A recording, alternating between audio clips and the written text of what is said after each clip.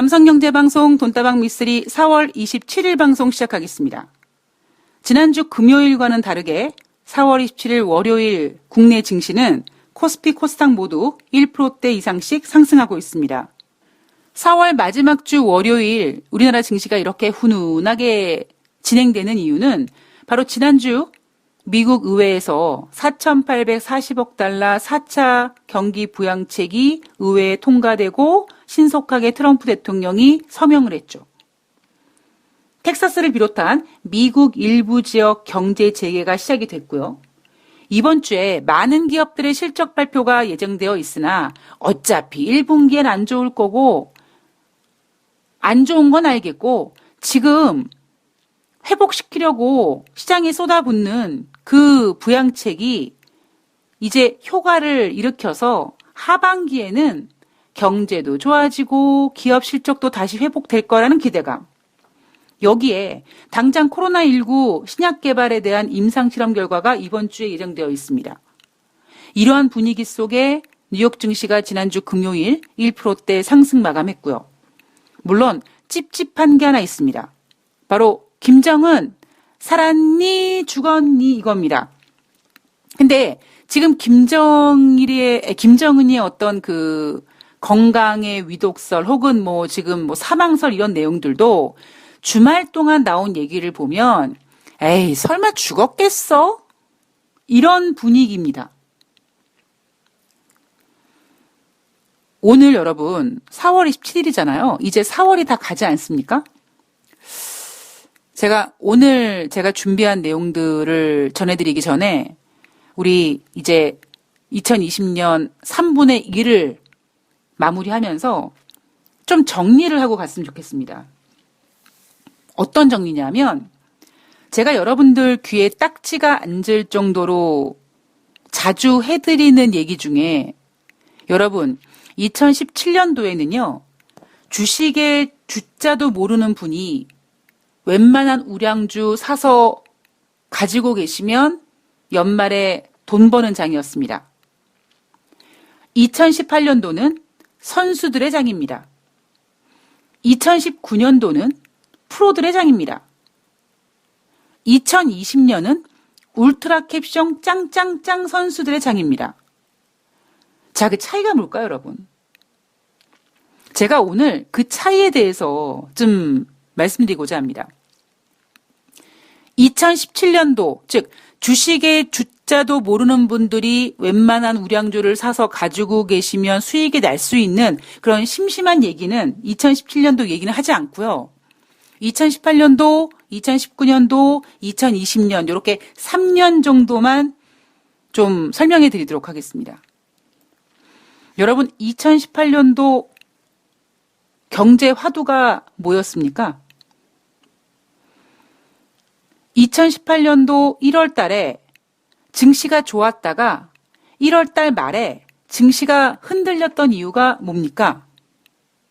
바로 미국의 경제가 정점이냐 아니냐의 문제였습니다. 2018년도 1월 달 말에 증시가 휘청거렸던 이유가 뭐냐면 바로 미국 경제가 너무 좋아서 인플레이션 우려감이 확산돼서 미국의 10년 만기 국채가 3%가 넘어갔던 거죠. 넘어갔었나요? 아마 근처 갔나요? 하여튼 그랬습니다. 그죠? 즉 미국 경제가 좋은데 과연 더 갈 거냐 아니면 이게 이제 여기까지가 끝인가 보냐 이거의 이슈였습니다. 그리고 여러분 2019년도의 이슈는 뭐였습니까? 2019년 이슈는요. 미국과 중국의 무역 분쟁이 합의를 볼 것이냐 아니면은 더 심화될 것이냐였습니다. 그죠? 즉 2018년도와 2019년도의 공통점이 뭐였냐면 바로 그 시작점이나 혹은 어떤 그 전개되는 그 과정을 우리가 함께 했다라는 겁니다. 조금 이해를 쉽게 돕기 위해서 영어 문법에서 현재 완료 진행형이라고 있죠? 우리가 그렇게 학교 다닐 때 have been ing라고 외웠던 과거에서 시작해서 꾸준히 지금까지 진행되는 일, 진행되거나 아니면 최근에 끝난 일. 2018년 미국의 경제가 정점이냐 아니냐, 우리가 그 현재 완료 진행형을 왜 고민했습니까? 금융위기 이후에 미국이 경제 재개를 시작했는데 물론 중간에 유럽발 금융위기도 있었고 중국의 경제 성장률 7%가 안 될 수 있는 위기도 있었으나 오랜만에 미국이 금리를 인상하고 또 인상한다 그랬는데 그거 못하고 찔끔찔끔 인상하고 그런 위기도 있었으나 어쨌든 금융위기 이후에 미국이 꾸준히 성장세를 보여서 야, 미국이 이렇게까지 좋을 때가 또 있었을까라는 때가 바로 2017년 말 2018년 초였습니다. 우리는 그 금융위기 첫 스타트부터 함께 온 거죠. 언 10년 동안을. 미국과 중국의 무역 분쟁도 마찬가지였습니다. 이미 미국과 중국의 무역 분쟁은요, 트럼프 대통령이라는 캐릭터가 미국의 대통령이 되는 순간부터 어느 정도 우리는 미국과 중국이 이젠 더 이상 물러설 수가 없는, 중국도 이제 웬만큼 컸고 이제 뭔가 패권 전쟁이 진행될 수밖에 없는 바로 그때가 왔구나라는 거를 우리는 알고 있었던 겁니다. 그래서 미국 같은 경우에는 야, 중국이 시진핑 같은 인물이 있는데 저런 인물이랑 좀 맞짱 뜨려면은 좀 독특한 캐릭터, 좀 센 캐릭터 필요하지 않겠어? 이런 인식이 미국에 있었다고요. 미국과 중국의 무역 분쟁이 어느 날 갑자기 빵 터진 게 아니라 쭉 이제 진행이 될 거라는 거를 우리는 암암리에 알고 있었습니다. 그게 바로 2019년과 2018년, 즉 시작으로부터 시작해서 과거로부터 시작해서 쭉 진행한 겁니다. 그런데 2020년은 뭡니까, 여러분? 2020년은 현재 완료 진행형이 아니에요. 서든이에요. 어느 날 갑자기 코로나19가 뚝 떨어졌어요. 물론 작년 12월 달에 저쪽 중국의 우한 지역에 폐렴 환자가 좀 는다고 하는데 시작점이 있었습니다. 그러나 우리는 그렇게 크게 생각하지 않았어요. 여러분, 어느 날 갑자기 코로나19가 눈앞에 짠하고 나타난 것 같지 않으십니까? 그리고 최근 들어서 김정은의 사망설도 마찬가지예요. 폐쇄된 북한에서 어느 날 갑자기 김정은이 위독하대, 죽었을 수도 있대, 이런 얘기가 뚝 떨어진 겁니다. 지금 우리가 2020년 1월달, 2월달, 3월달, 4월달 4개월을 보내면서 2020년의 3분의 1을 보내면서 지난 시간들을 좀 이렇게 돌이켜 보면은 예정돼 있었던 어떤 그 문제가 터진 게 아니라 어느 정도 인지하고 있었던 문제가 터진 게 아니라 전혀 예상하지 않았던 문제가 터지는 겁니다. 특히 우리 올해 그렇다고 아무런 계획이 없었습니까? 아니에요. 대부분 많은 전문가들, 많은 투자자들이 올해 1월 달에 미국과 중국이 무역 협상 합의를 1단계 했고 2단계 빨리 할 거고 2단계는 트럼프 대통령이 베이징 가서 한다고 하고 트럼프 대통령이 재선에 도전할 거니까 경제를 부흥시킬 거고 경제를 부양시키는 가장 큰 가시화되는 성과가 주식시장이니까 주식시장이 좋아질 거고 연준도 금리를 동결할 거고 즉 우리가 쭉 현재 완료 진행형으로 2020년 썼던 시나리오는 바로 부흥과 더 좋음과 뭐 이런 내용들이었습니다. 그런데 전혀 예상하지 않았던 도대체 시작점이 어디야를 알 수 없는 문제 두 개가 2020년 1월달, 2월달, 3월달, 4월달 이렇게 지난 4개월을 돌이켜 보니까 두 문제가 존재한다라는 겁니다. 제가 봤을 때는요. 2020년 울트라 캡숑 짱짱짱 선수들의 장이라고 했으니까 1월 달부터 4월 달까지 분석해 본 결과 2018년과 2019년 비교해 본 결과 나머지 3분의 2도 또 우리가 전혀 예상하지 못했던 도대체 어디가 시작점이야? 언제부터 시작했어? 저런 게 있었어? 라고 생각할 정도의 문제들이 어느 날 갑자기 떵 하니 떨어질지도 모르겠다 라는 생각을 해봤습니다. 우리 속담에 돌다리도 두들겨보고 건너야 된다. 제가 올해 돌다리도 두들겨보고 건너기보다는 웬만하면 웬만한 좀 이렇게 강심장이라든가 이런 분들이 아니면 좀 가급적이면 좀 이렇게 안 건너셨으면 왜일까요? 미쓰리가 뭘 걱정할까요? 돌다리를 왜 두들겨 보지 말라고 할까요? 저는 돌다리도 두들겨 보라고 하는 그 속담보다 더 걱정하는 건 뭐냐면 돌다리여서 두들겼는데 돌이니까 괜찮아요. 문제 없어 보여요. 문제는 뭐예요? 건너갔다가 어떻게 됩니까? 돌에 낀 이끼 때문에 자빠질 수 있다는 거죠. 우리는 돌다리를 두들길 줄만 알지 돌에 낀 이끼는 생각하지 못해서 그렇게 냇가 같은 데 건너갈 때 자빠지는 경우가 종종 있습니다.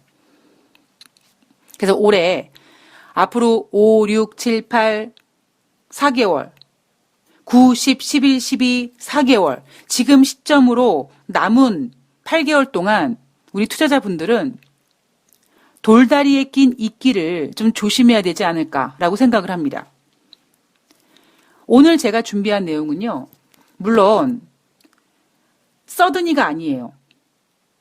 그런데 현재 완료 진행형입니다. 이슈들이. 그런데 우리는요. 현재 완료 진행형이라고 미쓰리가 준비한 이 내용들을 별로 그렇게 신경 안 쓰고 있어요. 그리고 인정하지도 않으려고 그래요. 제가 오늘 그 문제 두 가지를 가지고 나왔습니다. 자, 첫 번째는 브렉시트. 뭐야, 미쓰리. 브렉시트. 했잖아, 지난번에. 아직 끝날 때까지 끝난 게 아니랍니다. 자, 진짜 브렉시트는 2020년 12월 31일에 돼야 됩니다. 어떤 브렉시트냐?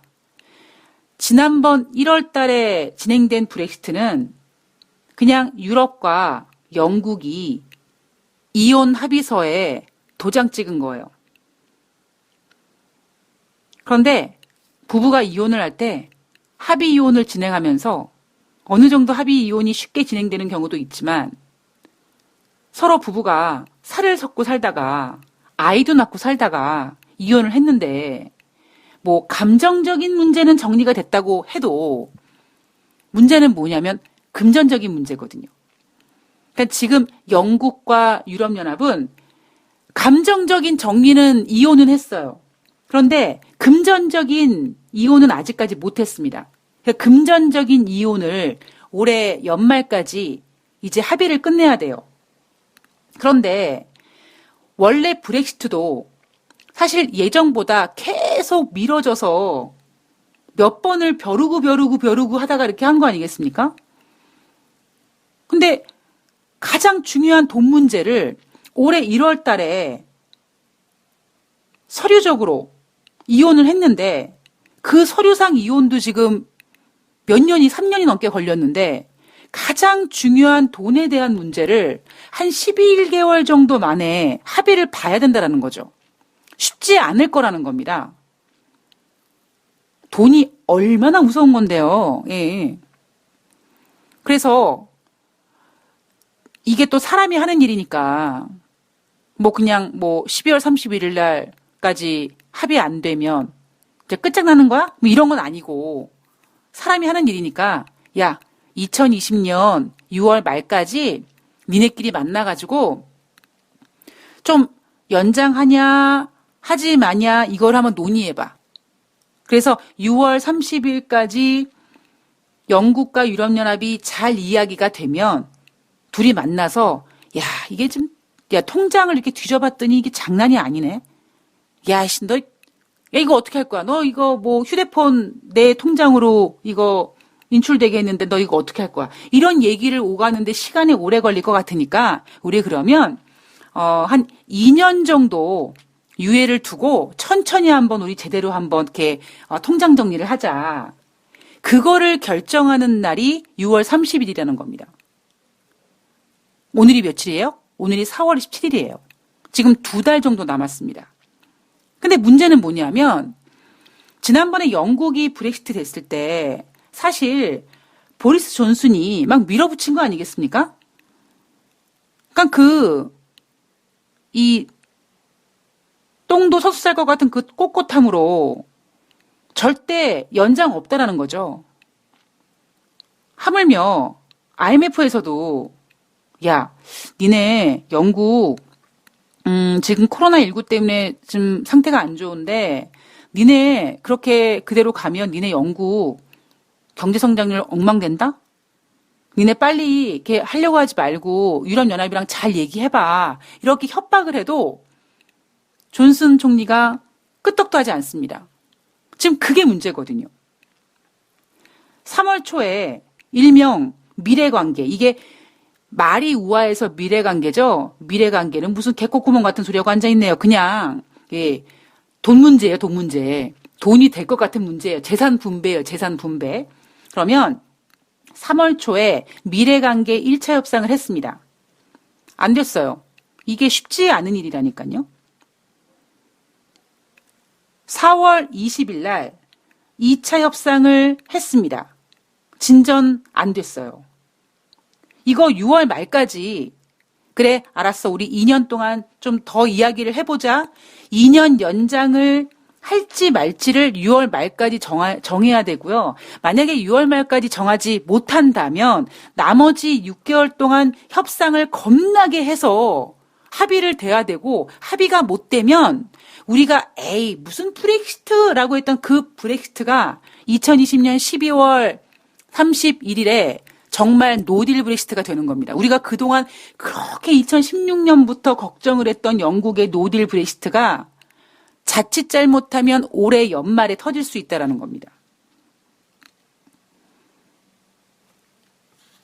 영국의 브렉시트 문제, 노딜 브렉시트 우려감 아직까지 끝날 때까지 끝난 게 아닙니다.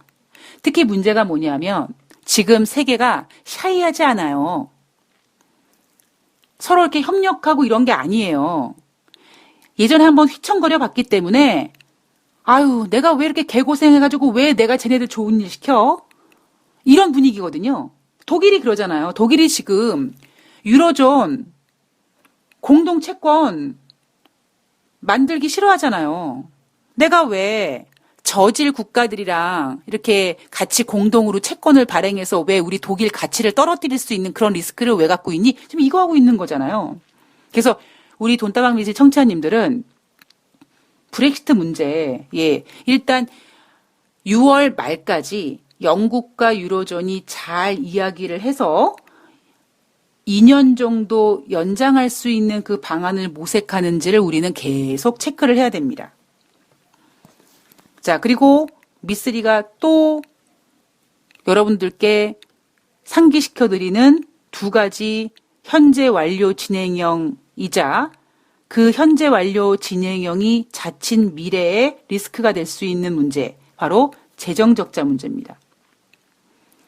제가 앞서서 재정적자 문제에 대해서 여러분 2011년에 정말 많은 일이 있었습니다. 그죠? 2011년도 3월 달에 일본에 지진이 있었고요. 11월 달에 김정일이 죽었고요. 그리고 8월 달에는 신용평가사 S&P가 미국 니네 빚 겁나 많네. 재정적자 심각한데 그래서 신용등급을 강등했습니다.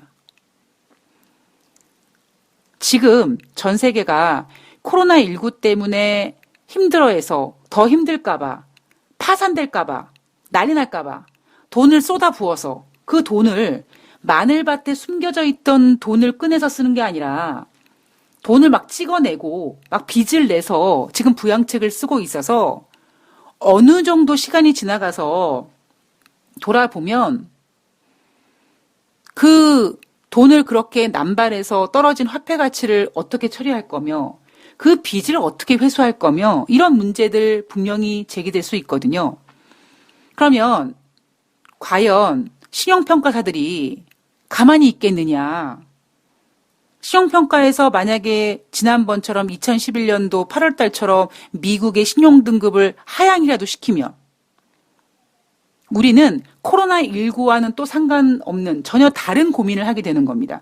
우리 2011년도에 3월 달에 일본에 지진 났을 때 또 지진이 나면 어떻게 하지? 그리고 쩔쩔쩔쩔 매고 있음에도 불구하고 그냥 증시는 이렇게 그 우려감을 안고 진행을 했습니다만 8월 달에는 일본의 지진이 아니라 미국의 신용등급 강등이라는 새로운 이슈 때문에 또 쩔쩔쩔쩔 맸습니다.